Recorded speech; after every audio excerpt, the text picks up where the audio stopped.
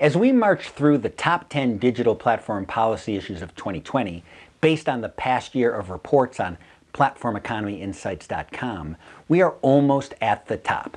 This is issue 2, section 230. Okay, what's section 230? It's a fundamental legal underpinning of the internet.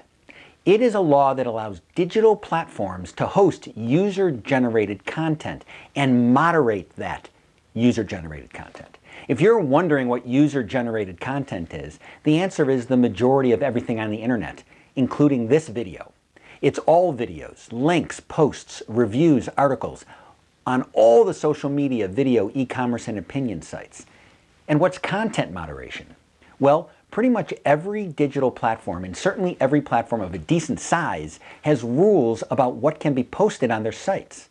For example, many prohibit nudity and pornography. Of course, not all.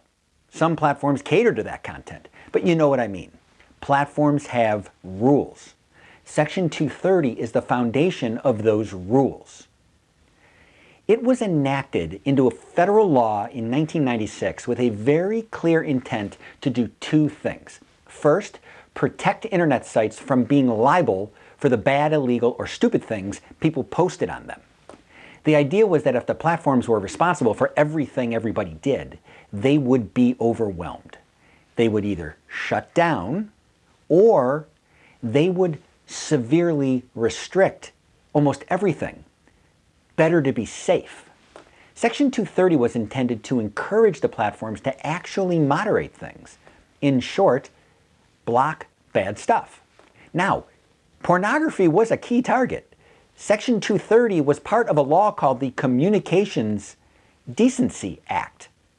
But the congressional leaders who crafted Section 230 also wanted different platforms to have different standards and different styles to give people choices on the internet.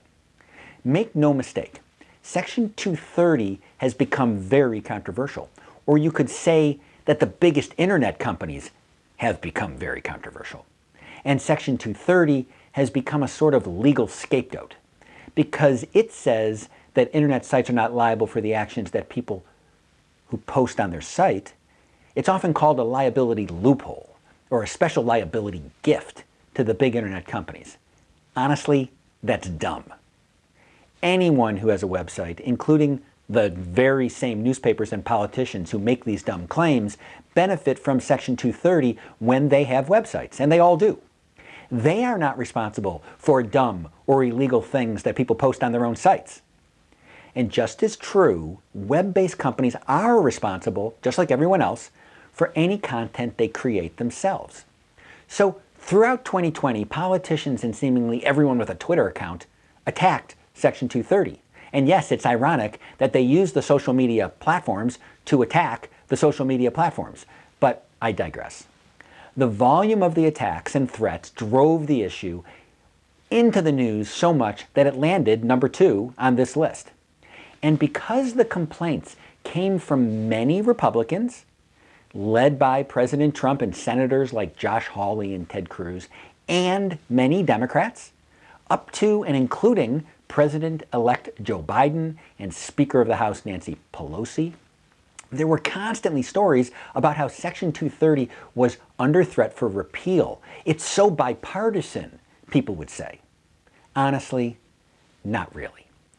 First of all, the Republicans and Democrats have almost diametrically opposite concerns about content moderation and the platforms. The Democrats think that the social media platforms allow too much hate speech, misinformation, disinformation.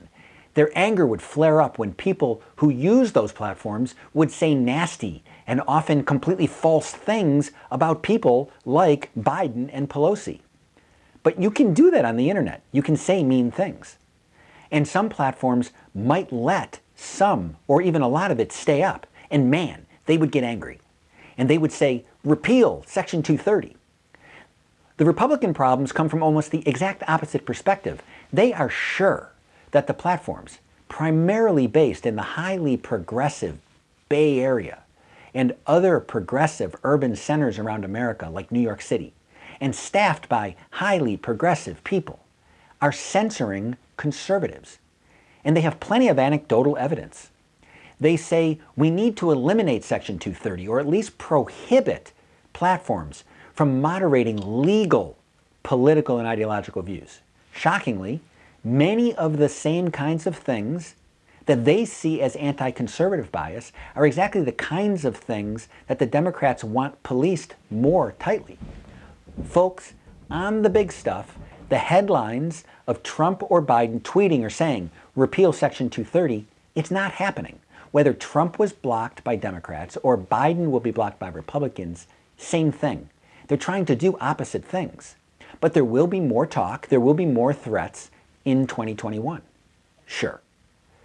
The targeted changes of Section 230 are different.